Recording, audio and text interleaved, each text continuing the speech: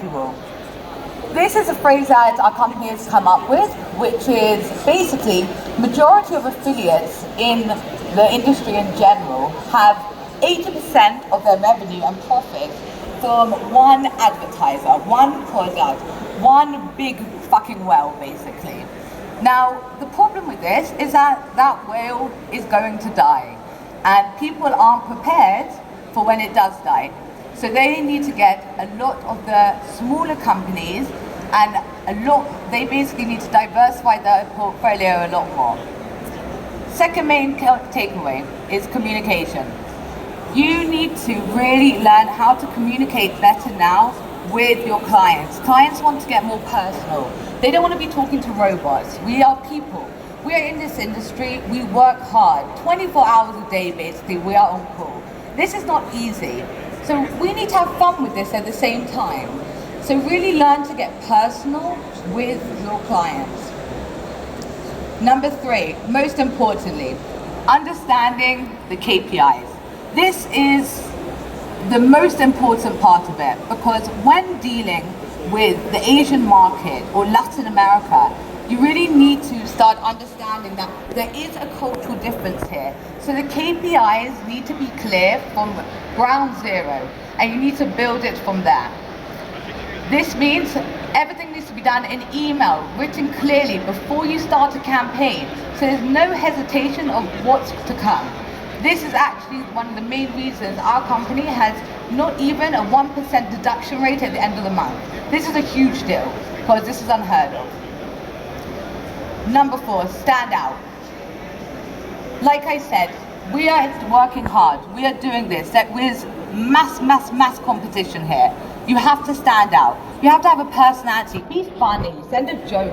Send a stupid meme or a GIF or something. Like, get personal with your clients and make sure that they remember who you are.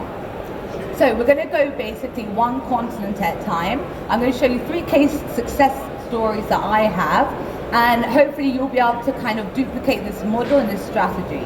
The whole point of this strategy is to create a secure cash flow for your companies. So, let's conquer the world. Latin America, what an incredible market. Everyone goes, and it's a cliche, US, Canada, Europe, CES, these are all countries that everyone already knows how to do. Latin America is growing at such a rapid rate, and you're able to get in there and buy traffic for cheap. And this is what's really important. One of our biggest clients who I love and respect totally is Rappi. Rappi was one of the first food delivery apps that was out there, before Postmates even. Now, they started only a couple of years ago and went from a company worth of 1 billion to 3.5 billion in 1 year. This is crazy. How they did this was through branding, obviously, but very much so through performance marketing. And they work on a model that is the trending model now in app promotion, which is a CPO model. So we get paid when they get an order. So it's a win-win situation. There's reasons why it's win-win, no deductions. They're getting paid, we're getting paid. There's no problem here. It's very, very simple. Communication here. Working with Latin America is sometimes a little bit hard, and I'll say especially as a woman, okay? This is not the easiest of jobs, but I created an amazing relationship with my point of contact, and this is actually a gift that I sent to my point of contact. It was $80, the best $80 I spent, a custom-made jacket for his pug with the Rappi logo. This is all about getting personal. Now, through the communication, when all the KPIs were changing, which I'll show you in a second, because we had such a great relationship, he'd just jump on the call with me and straight away say, gee, listen up. This is about to change. I'm giving you a heads up. Okay, the changing KPIs. Even when we're working on a CPO model, which kind of like basically CPA model, there's still constantly changing because you can't just assume you know their marketing strategy. We know our marketing strategy, but their marketing strategy changes, especially as they evolve in performance marketing. This is a short roadmap of what the changes in the KPIs were.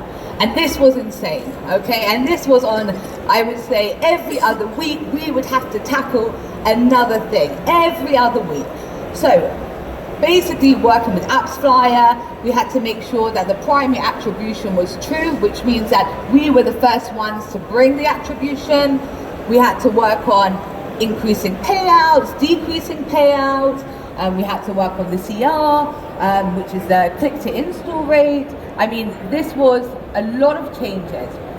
Now, the thing is that changes aren't a problem. And if you know how to adjust and how to do it properly and work with your point of contact correctly, then you'll actually have a competitive advantage because other people are going to fall out of the game because they can't keep up. So just to go back to an example of the changing in KPIs, when they brought in the condition of click to install had to be now between 0.1 to 0.2%, this was a huge problem. 50% of the agencies basically got cut because they weren't able to do this. And their method, which is the incorrect method, is they were trying to optimize really quickly to get to the CR. But they needed results immediately, and in order to get results immediately, what we did is we actually shut down a few of the countries. So 3 geos of Latin America, in one day we shut down. That did reduce our revenue in the short term, but it kept our partnership in the long term. And because they saw the immediate results of CR improving, they said, okay guys, you're good, we're going to cut all the other companies. And they kept us on board. Everybody calm down. Now, this is the 80-20 problem that I was discussing before. Rappi started becoming a huge advertiser of ours. And we love their partnerships. We have great relationships with them. We send now stupid gifts to each other and whatever. But I don't want them to get too big because the reality is, once they get too big, like if they decide all of a sudden to shut down their performance marketing, my cash flow is gone, and cash flow is everything. So unless you have exclusivity with the advertiser or the app, you need to be careful of this problem and make sure that you stop at some point and just keep it stable. And there's no problem. We keep, listen, 125K a month, it's okay. It's pretty okay. So keep it at that level. But what did we realize? Latin America is an incredible market and people are becoming more and more exposed